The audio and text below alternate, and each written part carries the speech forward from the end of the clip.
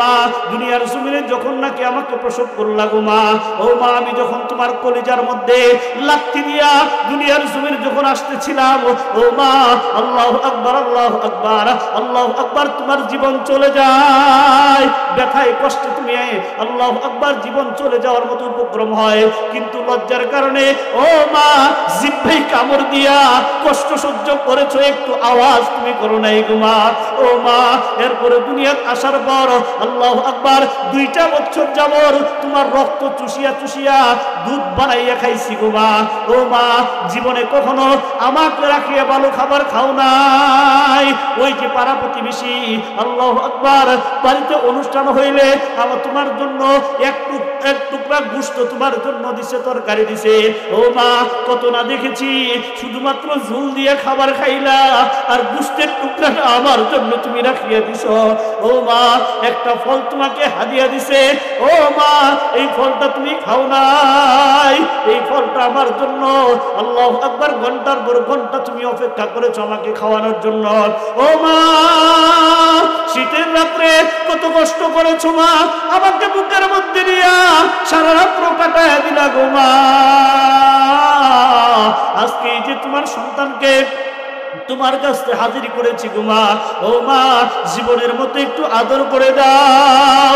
ও মা ওই যে তোমার কাপড়ের আঁচল দিয়া কতবার এই সন্তানের মুখটা তুমি মুছাই দিছো গো মা, আজকে একটু ও দুস্থ যুবকটা মায়ের আঁচল ধরিয়া মাকে ডাক দে বলে, ও মা আজকে একটু তোমার শাড়ির আঁচলটা দিয়া আল্লাহু আকবার আল্লাহু আকবার এই সন্তানের মুখটা জীবনের তো একটু মুছায় দাও না, সন্তানের চোখের পানি মুছায় দাও না। ও মা এই কথাগুলো কেন বলি জানোনি? আহারে আমি তো খুনের আসামি, একটু পরে আমাকে ফাঁসির কাস্টে তুলতে হবে, জীবনের তরে বিদায় করে দাও, দুধের দাবি ছেড়ে দাও, 32 দারের দুধের দাবি ছেড়ে দাও।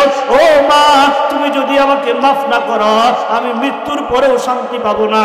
ও দুষ্ট যুবক যখন এইভাবে মার সাথে কথাগুলো বলতেছিল, মা যুবককে বুকে জড়াইয়া ধরিয়া ও দুষ্ট কপালে চুমা দেয়, আল্লাহু আকবার গালে চুমা দেয়, ঠোঁটে চুমা দেয়, আঁচল দিয়ে যুবকের চোখের পানিগুলো মুছিয়ে দেয়। যুবককে ডাক দে বলে, রে বাবা যা যা যা, আল্লাহু আকবার আমি মা হয়ে তোকে বিদায় দিলাম, আমি মা হয়ে তোকে আল্লাহু আকবার দোয়া করে দিলাম, এই শাস্তি দুনিয়াতেই তোর জন্য হবে, কিন্তু আল্লাহ তোর জন্য জান্নাতের ব্যবস্থা করে দিবেন। ও দুষ্ট আল্লাহু আকবার এলাকার মানুষদের কাছে হাতে দুনিয়া পায়ে দুনিয়া মাপ চাইয়া ও দুষ্ট যুবক কিন্তু চলছে মসজিদে নববীর দিকে। আল্লাহু আকবার জুমার দিন খলিফাতুল মুসলিমিন উমর রাদিয়াল্লাহু তাআলা আনহু ও দুষ্ট নিজে ইমামতি করিয়া জুমার নামাজ শেষ করিয়া আল্লাহু আকবার কাজীর চেয়ারে যখন বসেছেন, বিচারকের চেয়ারে বসেছেন, ও দুষ্ট শত শত মানুষ উপস্থিত, আল্লাহু আকবার এর মধ্যে যুবককে দেখা যায় না। ও দুষ্ট আল্লাহু আকবার আবু যর গিফারি রাদিয়াল্লাহু তাআলা আনহুকে গ্রেফতার করিয়া ও দুষ্ট ফাঁসির মঞ্চে যখন নেওয়া হয়েছে, আল্লাহু আকবার যুবককে দেখা যায় না। আমিরুল মুমিনিন ডাক দিয়ে বলে, ও আবু যর গিফারি তোমাকে আগেই বলেছিলাম আবু যর গিফারি, আল্লাহু আকবার এই যুবক কিন্তু আসবে না, তোমাকে ফাঁসির কাস্টে ঝুলানো হবে। ও আবু যর গিফারি তুমি তো আমার কথা মানো নাই, এখন তোমাকে ফাঁসির কাস্টে ঝুলানো হবে। ও দুষ্ট আল্লাহর নবীর এমন একজন সাহাবী আবু যর গিফারি রাদিয়াল্লাহু তাআলা আনহুকে দুনিয়া থেকে বিদায় করে দেওয়া হবে, এই বিয়োগ ব্যথায় ও দুষ্ট উপস্থিত সমস্ত মানুষগুলো কান্দে। আহারে নিরপরাধ নির্দোষ এই একজন সাহাবীকে কিভাবে দুনিয়া থেকে বিদায় করে দেয়, কিভাবে দুনিয়া থেকে বিদায় করে দেয়। আল্লাহু আকবার আল্লাহু আকবার। ও দুষ্ট কালো কাপড়টা যখন নাকি আবু যর গিফারির ও দুষ্ট মাথার মধ্যে পরানো হয়েছে, ফাঁসির দড়িটা গলায় লাগানো হয়েছে, এখনই ফাঁসি কার্যকর হবে, এমন সময় উপস্থিত মানুষদের মধ্য থেকে একজন ব্যক্তি ব্যক্তি ডাক দিয়ে বলেন, ও আমিরুল মুমিনিন, একটু দাঁড়ান, একটু দাঁড়ান।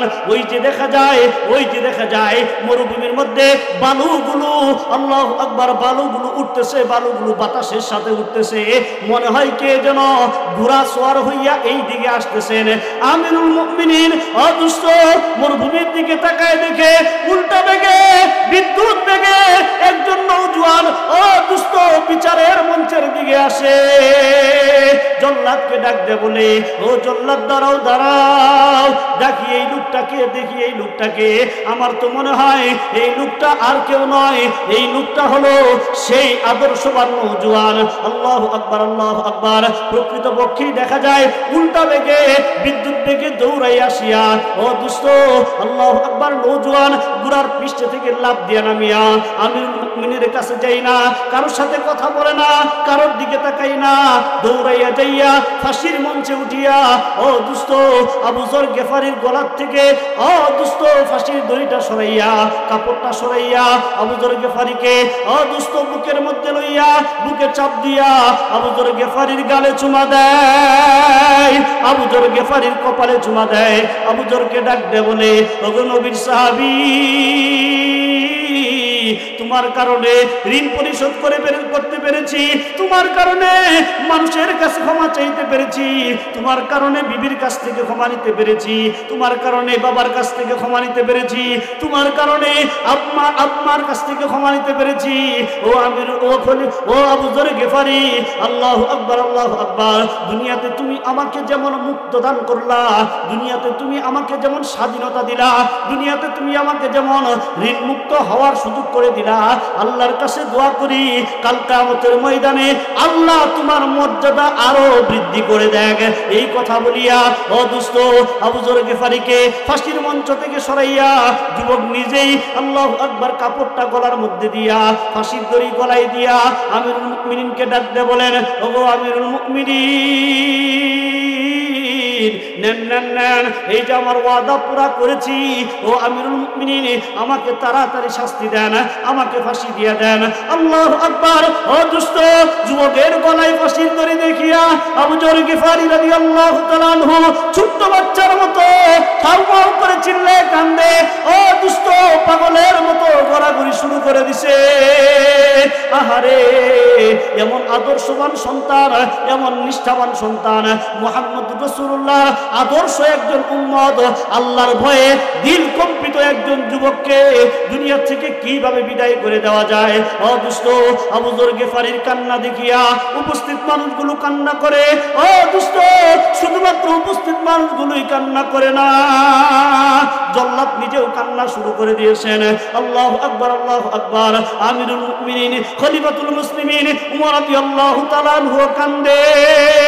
ও দুষ্ট, তারিখের কিতাব সাক্ষী দেয়, হাদিসের কিতাব সাক্ষী দেয়, এমত অবস্থায় আল্লাহু আকবার, আল্লাহু আকবার, ওই মজলিসের বালু কণার ভিতর থেকে হাউমাউ করে কান্নার আওয়াজ শুরু হয়ে গেছে। আল্লাহু আকবার। সকলেই কান্দে, সকলেই কান্দে। আহারে, এমন একজন আল্লাহর ভয়ে কম্পিত, আল্লাহর ভয়ে কম্পিত আদর্শবান যুবককে কিভাবে দুনিয়া থেকে বিদায় করে দেওয়া যায়? আহারে, সকলের কান্না দেখিয়া ওই যে দুই সন্তান উমর রাদিয়াল্লাহু তাআলা আনহুর দরবারে মামলা দায়ের করেছে, এই দুই সন্তান কান্দে। আহারে, এক ভাই আরেক ভাইকে বুকে জড়াইয়া হাউমাউ করে চিল্লে কান্দে আর বলে, ওরে ভাই, বাবা মারা গেছে, আমাদের সমস্যা নাই, বাবা বৃদ্ধ হয়ে গেছে, একদিন আগে আর পরে তো বাবা মারা যাবেই, কিন্তু আমার আব্বার জন্য এমন একটা আদর্শবান সন্তানকে দুনিয়া থেকে বিদায় করে দেওয়া যায় না। আব্বার জন্য এমন একজন আল্লাহর ভয়ে কম্পিত দিনওয়ালা মানুষকে দুনিয়া থেকে বিদায় করে দেওয়া যায় না। ও ভাই, কি বলস, কি বলস? আয় না, আমরা আমিরুল মুমিনিনকে বলি আমাদের বিচারের দরকার নাই, আমরা মাফ করে দিয়েছি। ও দুষ্ট, দুই ভাই একসাথে চিল্লানি দিয়া আমিরুল মুমিনিন খলিফাতুল মুসলিমিন উমর রাদিয়াল্লাহু তাআলা আনহুর পায়ে পড়িয়া উমর রাদিয়াল্লাহু তাআলা আনহুকে ডাক দিয়ে বলে, ওগো আমিরুল মুমিনিন, বিচার চাই না, বিচার চাই না। ও আমিরুল মুমিনিন, ক্ষমা করে দিলাম, ক্ষমা করে দিলাম। এমন আদর্শবান সন্তানকে দুনিয়া থেকে বিদায় করে দেওয়া যায় না। এমন আল্লাহওয়ালাদের জন্যই আল্লাহ তাআলা দুনিয়ার আসমান ঠিক রেখেছে। আল্লাহু আকবার, আল্লাহু আকবার। আমিরুল মুমিনিন এই সব যুবককে অদুষ্ট ফাঁসির কাষ্ঠে থেকে মুক্ত করে দেয়, জামিন দিয়ে দেয়। অদুষ্ট দুই ভাই আমিরুল মুমিনিনকে ডাক দে বলে, ও আমিরুল মুমিনিন, এই যুবককে কোথায় পাঠান, কোথায় পাঠান? ও আমিরুল মুমিনিন, কোথাও যাইতে দিব না, কোথাও যাইতে দিব না। ও আমিরুল মুমিনিন, আপনি হুইল করে দেন, আপনি দলিল করে দেন, আপনি স্ট্যাম্পে সই দিয়ে দেন, লিখিত করে দেন। আমার বাবার সম্পত্তি আমরা দুই ভাই ভাগ করে নিব, তা হয় না। আমরা আজকে থেকে তিন ভাই, বাবার সমস্ত সম্পত্তিগুলো তিনটা ভাগে বিভক্ত করে দেন। ইন্নামাল মুমিনুনাল্লাযীনা ইযা যুকিরাল্লাহু ওয়াজিলাত কুলুবুহুম। আল্লাহ তাআলার ভয়ে যার দিল কম্পিত হয়, ওই ব্যক্তি হলো এক নম্বরের ঈমানদার। ও মুসলমান, একটু চিন্তা করে দেখো না, আল্লাহু আকবার, আল্লাহু আকবার, আমরা এক নম্বরের ঈমানদার না কয় নম্বরের ঈমানদার? হ্যাঁ মুসলমান, একটু চিন্তা করে দেখেন, আমরা কি এক নম্বরের ঈমানদার না কয় নম্বরের ঈমানদার? হ্যাঁ, ওই সমস্ত সাহাবায়ে কেরাম রাদিয়াল্লাহু তাআলা আনহুম আজমাইন, তাবিঈন রহমতুল্লাহি আলাইহিদের ঘটনা আমাদের সামনে হাজারো ঘটনা হয়ে গেছে। তাদের জীবনী, তাদের চরিত্র, তাদের আখলাক, তাদের কর্ম, আর তোমার আমার জীবনী আদর্শ, আখলাক আর কর্ম যদি এক জায়গায় করা হয়, মুসলমান বুকে হাত দিয়ে বলো, জান্নাতের আশা করা যায়? হ্যাঁ, আওয়াজ দিয়ে কথা বলেন, জান্নাতের আশা করা যায়? না, জান্নাতের আশা করা যায় না। রাত্র গভীর হয়ে গেছে, শুরুতেই বলছিলাম লম্বা আলোচনা করব না, শুধুমাত্র মুমিনের একটা পরিচয় সম্পর্কে আমি আপনাদের সাথে কথা বলব। শুধুমাত্র মুমিনের একটা পরিচয়, সেটা হলো আল্লাহর ভয়ে দিল কম্পিত হয়। দুষ্ট, এই মুমিনের পরিচয় শিক্ষা দেওয়া হয় কোন জায়গায়? বলেন না, কোন জায়গায় মুমিনের পরিচয় শিক্ষা দেওয়া হয়? কোন জায়গায়? মুমিনের পরিচয় শেখানো হয় মাদ্রাসায়, স্কুল কলেজ ভার্সিটিতে পড়িয়া ইঞ্জিনিয়ার হইতে পারবা, ডাক্তার হইতে পারবা, ম্যাজিস্ট্রেট হইতে পারবা, ব্যারিস্টার হইতে পারবা, এমপি মন্ত্রী হইতে পারবা, কিন্তু আল্লাহকে চিনতে পারবা না। আল্লাহর পরিচয় যদি পাইতে চাও, তাহলে মাদ্রাসায় যাইতে হবে। কথা বলেন ঠিক কিনা? মাদ্রাসায় যাইতে হবে, খানকায় যাইতে হবে, আল্লাহ ওয়ালাদের কাছে যাইতে হবে, হক্কানি পীর মাশায়েখদের কাছে যাইতে হবে। এদের কাছে গেলে আল্লাহর পরিচয় পাওয়া যায়। কথা বলেন ঠিক কিনা? দুস্থ মেরে ভাইয়ার, দুস্থ বুজুর্গ, আজ পর্যন্ত দেখেন মাদ্রাসায় পড়ে মুফতি মুহাদ্দিস হয়েছে, মুফতি মুহাদ্দিস হওয়ার পরে নাস্তিক হয়েছে, এরকম হিসাব করে দেখেন কয়টা? বলেন। কিন্তু ডাক্তার হয়ে বহুত নাস্তিক হয়েছে। এই কথা বলেন। ইঞ্জিনিয়ার হয়ে বহুত কি হয়েছে? নাস্তিক হয়েছে। ম্যাজিস্ট্রেট ব্যারিস্ট্রেট হয়ে বহুত কি হয়েছে? নাস্তিক হয়েছে। কিন্তু মাদ্রাসা পড়ুয়া ব্যক্তি নাস্তিক হয়েছে, হাতে আঙ্গুল দিয়ে দেখাইতে পারবেন না, কষ্ট হবে। আমি আপনাদেরকে আরেকটা কথা বলতে চাই, আজকে শহরে শহরে বিভিন্ন শহরে বৃদ্ধাশ্রম করা হয়েছে, যে বৃদ্ধাশ্রমগুলোতে বৃদ্ধ মা বাবাদেরকে রাখা হয়,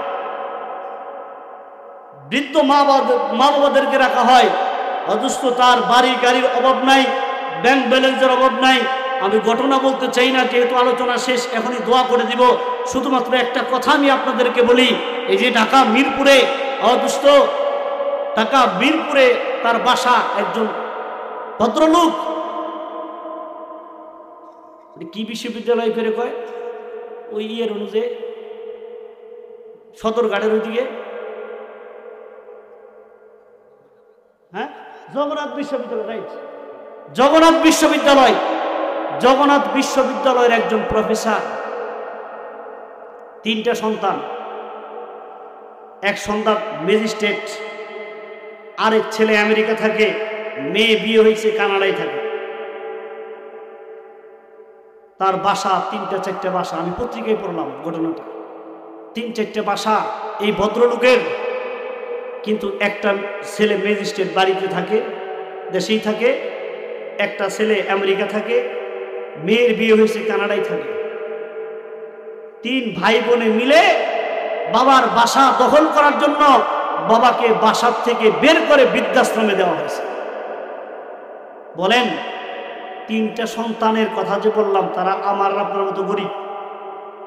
কথা বলেন, আমার আপনার মতো গরিব না কোটি কোটি টাকার মালিক? কোটি টাকার মালিক হওয়া সত্ত্বেও 3 সন্তানের বাবাকে এক মুঠো ভাত দেওয়ার মতো জায়গা নাই, এক মুঠো খাবার দেওয়ার মতো সুযোগ তাদের নাই, তাদের এই জায়গা হয় না, তাদের এই খাবার জুটে না, এই বাবাকে বৃদ্ধাশ্রমে দেওয়া হয়। দোস্ত, আমি চোখে আঙ্গুল দিয়ে বলতে চাই, আপনার মসজিদের ইমাম, আপনাদের এলাকার মাদ্রাসার শিক্ষক মাত্র 7,000 টাকা বেতন পায়, মাত্র 10,000 টাকা বেতন পায়। এমন একটা দরিদ্র ইমামের মা বৃদ্ধাশ্রমে দিছে, কেউ দেখাইতে পারলে আমি আমার কান কেটে ফেলব। পারবেন দেখাইতে? হ্যাঁ, কোন ইমাম সাহেবের মাকে বৃদ্ধাশ্রমে দেওয়া হয়েছে? কোন মসজিদের ইমাম সাহেবের মুয়াজ্জিনের মা, কোন মাদ্রাসার শিক্ষকের মা, উস্তাদের মা, একজন আলেমের মা বাবাকে বৃদ্ধাশ্রমে দেওয়া হয়েছে, নির্যাতন করা হয়েছে, মারা হয়েছে, অপমান করা হয়েছে, দেখাইতে পারবে? হ্যাঁ, সংসারে থাকলে একটু অভিমান হতেই পারে। কথা বলেন ঠিক কিনা? মান অভিমান হতেই পারে, কিন্তু আপনি জানেন না, কোন আলেম যদি মার সাথে বিন্দু পরিমাণ মান অভিমান করে, দুস্থ রাতের অন্ধকারে মালিকের দরবারে তাহাজ্জুদ নামাজে সিজদায় পড়ে মার জন্য আল্লাহর কাছে কান্নাকাটি করে আর ক্ষমা চায়, এগুলো শিক্ষা দেওয়া হয় কোন জায়গা থেকে? কথা বলেন না, কোন জায়গায় থেকে? মাদ্রাসা আছে বিদায়, কওমি মাদ্রাসা বাংলার জমিনে আছে বিদায় এখনো পর্যন্ত সহি শুদ্ধভাবে আপনার বাবা মার জানাজা নামাজ পড়ানোর ইমাম পাওয়া যায়, আপনার মসজিদে সহি শুদ্ধভাবে খুতবা দিয়ে জুমার নামাজের ইমাম পাওয়া যায়। এখনো কওমি মাদ্রাসা আছে বলেই আপনার বিবাহ সহি শুদ্ধভাবে খুতবা পড়ে বিবাহ পড়াইতে পারে, জানাজা নামাজ পড়াইতে পারে। কওমি মাদ্রাসা বন্ধ হয়ে যাবে, ইমাম খুঁজে পাওয়া যাবে না, শুদ্ধ তরিকায় কোরআন তেলাওয়াতের আলেম হাফেজ খুঁজে পাওয়া যাবে না, কওমি মাদ্রাসা বন্ধ হয়ে যাবে। আপনি নামাজ পড়ানোর মতো ইমাম পাবেন না, জানাজা পড়ানোর মতো ইমাম পাবেন না। অদুস্থ সুন্নত তরিকায় আপনাকে কাফন পড়ানোর মতো ইমাম পাবেন না, সুন্নত তরিকায় কবরে রাখার মতো ইমাম পাবেন না। অদুস্থ ইভেন কি আপনি সুন্নত তরিকায় বিবাহ পড়ানোর মতো ইমাম পাবেন না যদি কওমি মাদ্রাসা বন্ধ হয়ে যায়। এই জন্যই নাস্তিকরা লাগছে কওমি মাদ্রাসা কিভাবে বন্ধ করা যায়, কিভাবে বন্দী করা যায় কওমি মাদ্রাসাদেরকে। এই কওমি মাদ্রাসা বন্ধ করলেই ইসলাম শেষ করে দেওয়া যায়, কওমি মাদ্রাসা বন্ধ করলে ইসলাম বিলীন করে দেওয়া যায়। এই কওমি মাদ্রাসাগুলো হলো ইসলামের ঘাঁটি, কওমি মাদ্রাসাগুলো হলো ইসলামের মার্কাজ, কওমি মাদ্রাসাগুলো হলো আল্লাহ ওয়ালা বানানোর মার্কাজ, কওমি মাদ্রাসাগুলো হলো আল্লাহর ভয় দিলের মধ্যে ঢুকাই দেওয়ার মার্কাজ। কথা বলেন ঠিক কিনা? এই জন্য বাংলাদেশ নয়, শুধুমাত্র বারুইপটল নয়, বাংলাদেশ নয়, পৃথিবীর প্রত্যেকটা কওমি মাদ্রাসা আমার মাদ্রাসা। কথা বলেন, পৃথিবীর প্রত্যেকটা কওমি মাদ্রাসা কার মাদ্রাসা? হাত দুইটা উঁচা করে বলেন, কার মাদ্রাসা? এই জোরে আওয়াজ দিয়ে বলেন, কার মাদ্রাসা? আমার মাদ্রাসা, আমাদের মাদ্রাসা, আমার মাদ্রাসা, আমাদের মাদ্রাসা। প্রত্যেকটা মাদ্রাসাকে মহব্বত করব, ছাত্র দিয়ে, অর্থ দিয়ে, শ্রম দিয়ে, মেধা দিয়ে, যুক্তি দিয়ে, যার যেভাবে সম্ভব হয় ওইভাবে আমরা মাদ্রাসায় সহযোগিতা করতে রাজি আছি তো ইনশাআল্লাহ? কে কে রাজি আছে? হাত দুইটা উঁচা করি।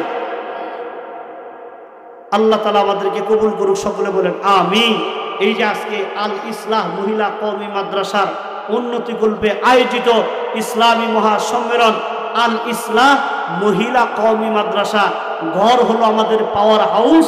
আমি বাড়িতে বাইরে কাজ করি, গাড়ি চালাই, পিলার চালাই, খেতে খামারে কাজ করি, ব্যবসা বাণিজ্য করি। আমার সন্তান আমার সাথে থাকে না ঘরে থাকে? এই কথা কন না কেন? কোথায় থাকে? আমার সন্তান আমার সাথে থাকে না ঘরে থাকে? ঘরে মার কাছে থাকে। মা যদি ভালো হয়ে যায় সন্তান ভালো হয়ে যায়, মা যদি টিভি দেখনেওয়ালা হয়ে যায়, অ্যান্ড্রয়েড সেট দেখনেওয়ালা হয়ে যায়, মা যদি না বসে মোবাইলে দেখলাম, ঘরের মহিলা মোবাইল দেখার নেশা, সারাদিন খালি আর মধ্যে গুটাগাতি করে। জামাই বুঝেন নাই, জামাই সুদ দরকার আছে না? ঘরে আইলে মোবাইল, ওই বউ মোবাইলের জামাই বানাইছে, ওইটা নিয়ে হয়ে থাকে, ওইটা নিয়ে দেখে। জামাই রাগ কইরা মোবাইলটা আসার দিয়ে ভেঙে বানাইছে। তোর জামাইটা আগে মারি, তারপরে আমি তোর জামাই। আসার দিয়ে মোবাইল ভাঙছে। চিন্তা করে দেখেন একজন মহিলা মোবাইলের প্রতি কেমন আসক্ত, মোবাইলটা ভাঙছে জামাই, রাগে জিদ্দে মাত্র 3 বছর 3.5 বছরের একটা বাচ্চা, ছেলে বাচ্চা, এই বাচ্চাটা নিয়ে নদীতে ঝাঁপ দিছে, আত্মহত্যা করবে, নদীতে ঝাঁপ দিছে। এই একটু আগেই দেখলাম আমি, এখানে বয়ে না আসার আগে নদীতে ঝাঁপ দিছে। ঝাঁপ দিয়ে কি ঘটনা ঘটছে, মানুষ যাইয়া তাদেরকে উদ্ধার করছে, বাকি মহিলাটাকে জীবন্ত উদ্ধার করতে পারছে। এই 3 বছরের বাচ্চাটা মৃত পাইছে। দেখেন, ঘরের মা যদি খারাপ হয়, আপনার ঘরটা জাহান্নামের গর্ত হয়ে যাবে। কথা বলেন ঠিক কিনা? আর ঘরের মা যদি ভালো হয়, আপনার ঘরটা জান্নাতের বাগান। এই জান্নাতের বাগান করার জন্যই মহিলা মাদ্রাসা। এজন্য আপনার সাথে আমার বিরোধিতা থাকতে পারে, হিংসা থাকতে পারে, বিদ্বেষ থাকতে পারে, ব্যক্তিগত দুশ্মনী থাকতে পারে, ইসলামের সাথে, ধর্মের সাথে, মাদ্রাসার সাথে আমাদের কোনো শত্রুতা নাই। ঠিক আছে তো ইনশাআল্লাহ? এই জন্য আল ইসলাম,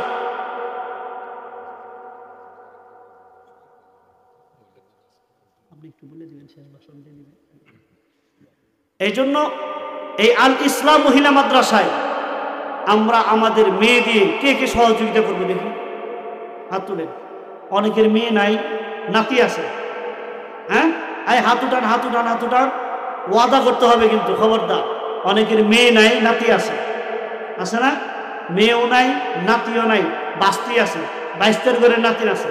কি বলেন, আছে না? এরকম কোনো না কোনো অ্যাঙ্গেলে আপনার আন্ডারে একটা মেয়ে বাচ্চা আছেই। এই মেয়ে বাচ্চা আমরা এই মহিলা মাদ্রাসায় ভর্তি করিয়ে এই বাচ্চাটা একদিন একটা ঘরের জান্নাত হবে। কথা বলেন ঠিক কিনা? আল্লাহ রাব্বুল আলামিন আমাদেরকে এই কথাগুলো বুঝে আমল করার তৌফিক দান করুন। সকলে বলেন আমিন। অনেকক্ষণ ধরে বসে গেছি তো হাত পা ব্যথা হয়ে গেছে, একটু একটা তাকবীর দিয়ে এখন ওয়াজ শেষ করে দেব। হাত উঠান, নারে তাকবীর। আরেকটু জোরে জোরে জোরে শেষ তাকবীর যান, নারে তাকবীর।